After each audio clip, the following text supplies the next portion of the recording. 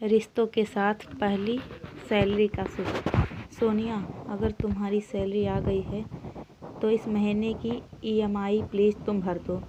मेरी सैलरी में अभी थोड़ा समय लगेगा, अनूप ने अपनी पत्नी से कहा। श्योर, सोनिया ने काम करते करते कहा। दादी, पापा को सैलरी मिलती है, मम्मा को भी सैलरी मिलती है, लेकिन आपको सैलरी नहीं मिलती। 8 साल की दीक्षा की बात सुनकर सोनिया और अनूप मुस्कुराने लगे। दीक्षा बेटा, पापा और मम्मा ऑफिस जाकर काम करते हैं, इसलिए उन्हें सैलरी मिलती है। मैं तो घर पर रहती हूँ।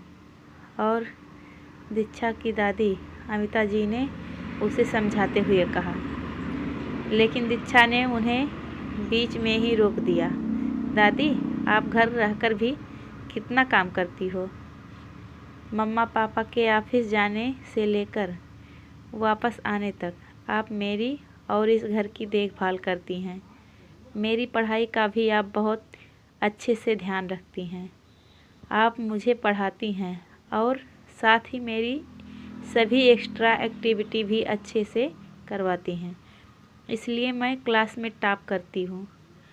आप सब कुछ अच्छे से मैनेज करती हैं, तभी तो मम्मा पापा बेफिक्र होकर अपने ऑफिस का काम कर पाते हैं और आपके हिसाब से एक सब काम की कोई कीमत नहीं है, इसलिए कोई सैलरी भी नहीं।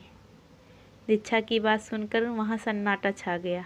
किसने कहा कि इन सब कामों की कोई कीमत नहीं है और मुझे सैलरी नहीं मिलती?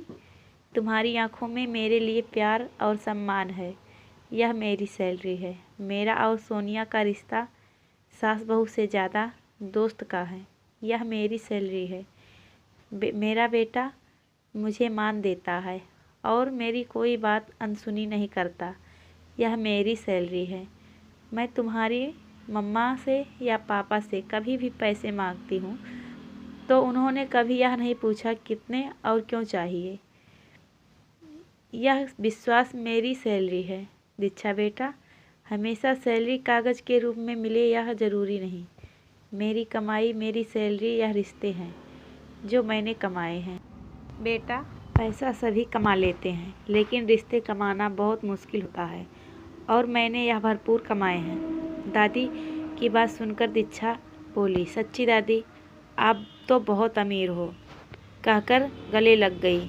लेकिन माँ, दीक्षा ने सही कहा, आप हो तभी तो मैं और अनूप निश्चिंत होकर काम कर पाते हैं। सच बताइएगा, क्या आपका मन नहीं करता कि आपकी खुद की कमाई हो, जिसे खर्च करने के लिए ना किसी से इजाज़त लेनी पड़े और ना किसी को हिसाब देना पड़े?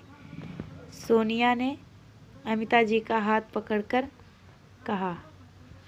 वैसे मुझे हमेशा नहीं, कभी कभी लगता है जब तुम सबके लिए कुछ खरीदना चाहती हो। अमिता जी ने हिचकते हुए कहा। वही तो मैं भी कल से दादी को समझा रही हूँ कि अपना ट्यूशन क्लास शुरू कर दीजिए, लेकिन दादी ने मना कर दिया।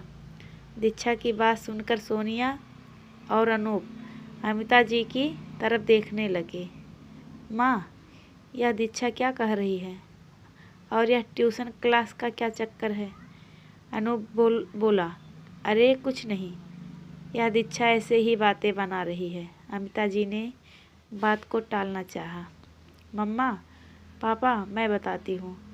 मेरी दोस्त नेहा की मम्मी ने पूछा कि तुम क्लास में हमेशा टॉप करती हो, किससे ट्यूशन लेती हो। मैंने उन्हें बताया कि मुझे मेरी दादी पढ़ाती हैं, तो उन्हें बहुत आश्चर्य हुआ। फिर वह दादी से मिलने भी आई थी और उन्होंने दादी से कहा कि नेहा और साथ के 2-4 बच्चे हैं, उनकी ट्यूशन ले लें, लेकिन दादी ने कहा कि उनसे नहीं होगा। माँ, आपने मना क्यों कर दिया? ये तो अच्छी बात है, आपने मुझे पढ़ाया और अब आप दीक्षा को भी बहुत अच्छे से पढ़ा रही हैं, फिर आपसे क्यों नहीं होगा? अनूप ने हौसला देते हुए अमिता जी को ट्यूशन देने के लिए तैयार कर लिया। 1 महीने बाद अमिता जी आइसक्रीम पार्लर में अनूप सोनिया और दीक्षा के साथ अपनी पहली सैलरी मिलने की खुशी में पार्टी कर रही थी।